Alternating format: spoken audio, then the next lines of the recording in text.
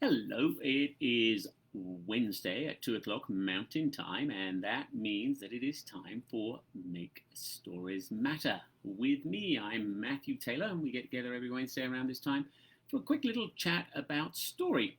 And, um, and so this week's little topic was going to be uh, your brain tells you stories and sometimes lies to you. Yeah, it does. Which is a little alarming to say the very least.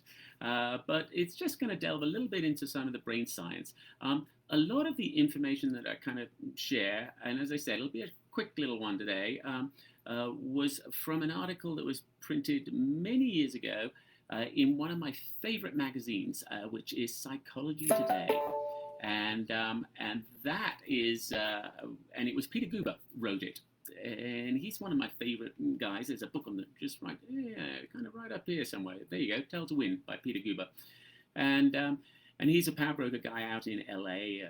CEO of Mandalay Entertainment, but a big story guy, and so wrote the book Tell to Win, where he talks about how story kind of influenced the successes that he had, and then interviewed other people who had successes and chatted about their stories as well. And it's a quick read, it's kind of a fun one, so I would definitely check that one out.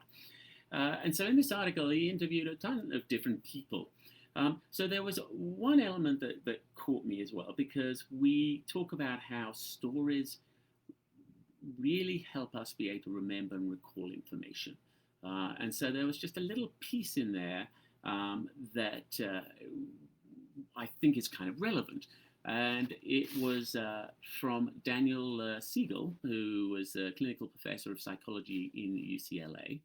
And he said, the brain not only weaves together all the details of an experience when it is being encoded, but enhances the network of nodes through which those details can be retrieved and recalled. And he went on to kind of say, so research has shown that we remember details of things much more effectively when they're embedded in a story. Telling and being moved to action by them is in our DNA. And I certainly know that I remember stories way more than I'll ever remember lists of facts and figures and numbers. But that is an element that I thought was kind of interesting.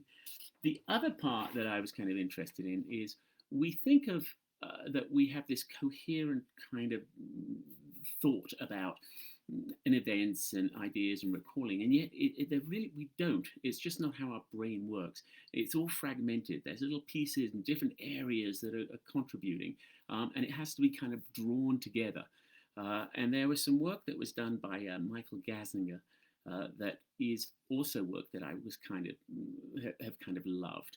And he talks about, and he was an interesting guy. I mean, he did a lot of work on patients who had split brains for one reason or the other. They had to surgically kind of separate the right hemisphere and the left hemisphere, so he could study kind of people and how their brains were working individually. But these were some of the pieces that Gazzaniga kind of had passed thought. And I'll read it just from the article so I get it there. While we feel ourselves to be unified creatures, that is not the reality of our experience or our brains. There is no central command post in the brain, says neuroscientist Michael Gazzaniga. Um, Rather, there are millions of highly specialized local processors, circuits for vision, for other sensory data, for motor control, for specific emotions, for cognitive representations, just to name a few of the modules, distributed throughout the brain, carrying out the neural processes of experience. Uh, so all these different little pieces are going on at a time, kind of processing everything. This is where I kind of love this little piece that he came up with. Because he was looking, as I said, how the split brain patients had that, and how that kind of influences it all. And what he kind of discovered is that there's a piece, a module that he dubbed the interpreter. And this is when we were talking about how sometimes our brain might actually lie to us a little bit. And so this is what he said as well in here. From working for his decades with split brain patients, people with whom the connection between the right and left hemispheres have been surgically severed. With no transfer of information between hemispheres, such patients can't possibly know why they are they raise their raising their left hand after Gazzaniga speaks to the right hemisphere to give a command to do so. Yet when asked what they thought their left hand was doing, they invented a story to explain why their left hand was moving. Consciousness, says Gazzaniga, is not a constitute a single generalized process. It involves widely distributed processes integrated by the interpreter mode. The psychological unity we feel emerges from the specialized system of the interpreter. Our built-in storyteller generates explanations about our perceptions, memories, and actions, and the relationships among them. What results is a personal narrative, the story that confers the subjective experience of unity, that solid sense of self.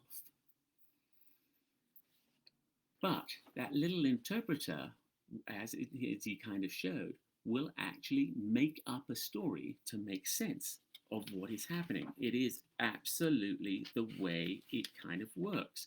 I was just kind of looking here. There was a little piece about it. Let's see. Oh, here it is. So this was what he said. No, I don't have that bit there. What it was there is this desperate jumble at times of all of this information. And so that little mode that he interpreted as the interpreter is a piece that seeks to make sense of everything. And it will actually force a story out because it is in that desperate need that we have to make sense of the information that we have. So that, I think you can still go online. And what I'll do is I'll try and see if there is still a link to the article itself. And if there is, I'll pop that in. And so you can just go onto this. I'll stick it in the link so you'll be able to access it and see. But it's a fascinating reading because it goes through several other little pieces and quite a few other neuroscientists who are talking about it. But I always just love the fact that there is this little person that will tell us, which also indicates why sometimes it kind of has to make up what is true and what isn't. So that's just a little delve into it for this week.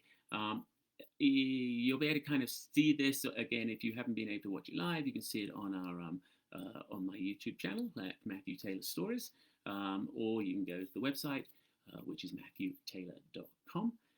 Or you can go to our Facebook group that we have, which is Powerfully Fun Stories. And so get hold of us any of those ways. Otherwise, have a fantastic rest of your week. And I thoroughly look forward to chatting with you next week, where we'll actually look at another element that is powerful for stories, which is how neurotransmitters work and what are those chemicals that roll in our brain and how they are affected by story. So look forward to chatting with you soon. Otherwise, you all have a fantastic day.